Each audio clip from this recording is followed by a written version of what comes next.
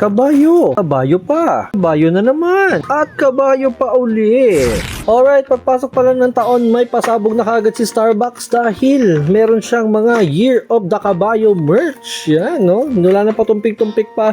Simulan na natin yan dito sa napakaganda nilang Year of the Horse 2026 card. Yan, medyo hindi maganda yung nabigay nila sa akin. May mga yung mga problema sa gilid. Pero okay lang yan dahil lalagay lang naman natin ito sa binder natin. No? Pag na-link na natin sa Starbucks account natin to, nasa binder na kagad to at hindi na siya masisira doon. Okay, next! Meron din sila nitong tumbler na to. Ayan! Ang cute, diba? Ito yung kanilang reusable tumbler. Hindi ako madalas sa Starbucks pero napapansin ko, once in a while, meron silang mga ganitong reusable tumbler. And dahil sa Year of the Horse si Papi Louie, napabili na rin ako nitong tumbler na to. Para naman meron tayong souvenir sa Year of the Fire Horse ni Starbucks. Tignan natin yung loob.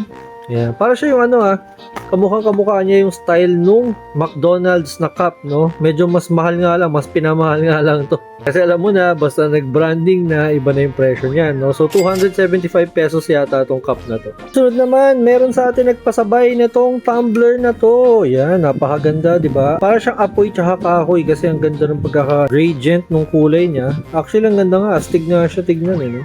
Part to nung collection nila sa Year of the Horse collection, no? Kung mapapansin ninyo, nandyan yung tatak ng Starbucks sa tuktok. Tapos, syempre, nandito yung kanyang mga handle. Ang ganda ng handle niya.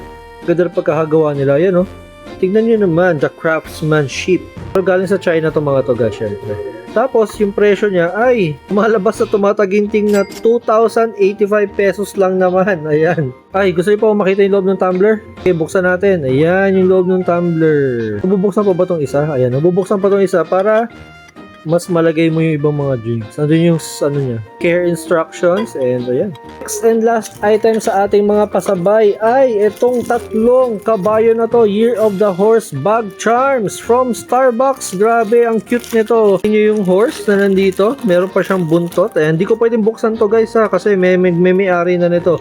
So kung gusto lang niyo magpasabay, let me know, no? Tapos yung presyo nito guys, ayan, nakalagay dito sa likod. 1,295 pesos lang naman, no? Kaya hindi nakabili si Papi Louie ninyo kasi pagka mahal-mahal. Kung meron din kayo pasabay sa Starbucks, may pinapahanap kayo tulad ng Barista Sling Bag na hindi ko pa rin nahanap mula ngayon, no? Ilang Starbucks branch na yung pinuntahan ko at wala pa rin ako talaga nakukuha ang mga Barista Bag na yan, no? Napaka-elusive at napaka-konti lang kasi nung nire-release nila. So guys, kung meron kayo gustong pasabay, let me know, message nyo lang ako, no? Meron lang konting fee si Papi Louie para at least hindi naman masayang yung effort natin na pumunta at maghanap ng mga ganitong klase mga collections ninyo. Si Papi Louie, ito lang muna yung mga collection, no? Yung mga paper bag nila kasi wala tayong budget para dyan.